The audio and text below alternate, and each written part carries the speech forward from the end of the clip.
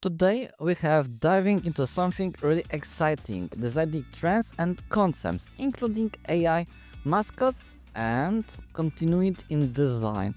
The Pantheon core of the year, some fresh redesigns, and a whole lot more. So let's jump right into it.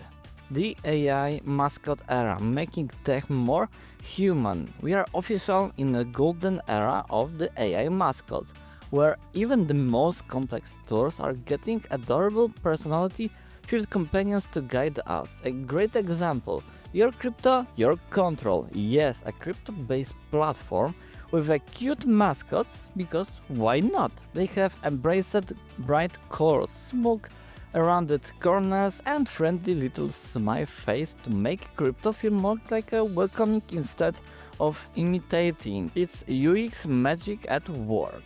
Another tool, finding this trend, putting friendly mascots front and center, meet Kimi, Timmy and Theory. The three AI mascots is with a unique role. One helps with design generation, another focus on design, and the third takes care of the CEO. Think of them as a dream team for digital creators, each brightening a distinct personality. One's nerd, one's the funny guy, and the old business. By integrating mascots like this, the platform not only makes its UI more engaging, but also help users intuitively understand the tool's different functions. And then there's Notion AI mascot, which is incredibly simple yet highly expressive. Just a face with the eye and eyebrows, but is conveys emotional through micro animation. When it's thinking, it's raising an eyebrow. When it's reading, it's glazing around. It's subtle but effective, making Notion AI feel more personally and less robotic. What do you think? Do you love mascot UI, or do you think they are just a gimmick? Let me know in the comments below. Background text, a new way to add deep. Gradients and illustrated backgrounds are taking a step back. Now we are seeing text being used in the background instead. A great example is a agency is, where background text is used creatively to enhance the design.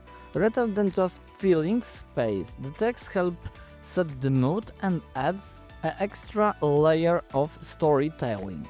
Another bold take on this trend comes from a freelancer art director website DAO.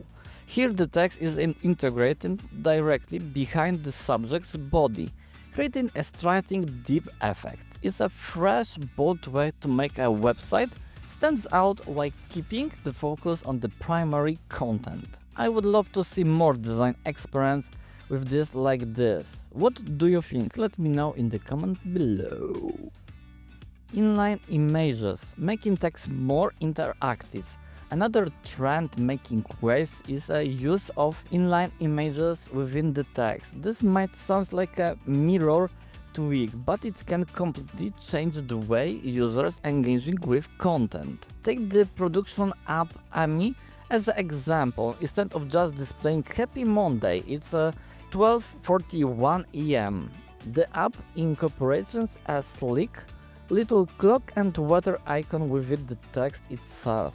Those small interaction inline elements makes the UI more dynamic and visually appealing rather than just another block of text. This technique can be a scale for the larger projects, blending text and visuals more natural. It's done right. It can users help process information faster while making interface more enjoyable to interact with. Sliders, a smarter way to present information. Remember when featured sections in the web design where are stacked blocks, one of the top on the another. Well, those days are over. Now we are seeing interactive features. Sliders become the standard. Framer's new website redesign is a perfect example. Instead of listing features in a long separate section, they use an interactive cursor where each feature is highlighted with a short video or animation. As you hover or slide through, different features comes to life in an engaging, immersive way. Apple has also been doing this for years. If you visit any product, you will see the same approach. The first couple of fools on the page are packed with an interactive slideshow showcasing key features, eliminating the need for excessive scrolling. This is super effective way to present information because, let's be honest, our attention spans are getting shorter. Instead of overwhelming users with long pages, we now have compact, engaging presentations that get straight to the point. Pantheon Color of the Year, Mocha Moses, take the spotlight. Finally, the moment we have waiting for a long time, the Pantheon Color of the Year. This time we are looking at Mocha Moses, a warm earth tone that reflects the current design landscape.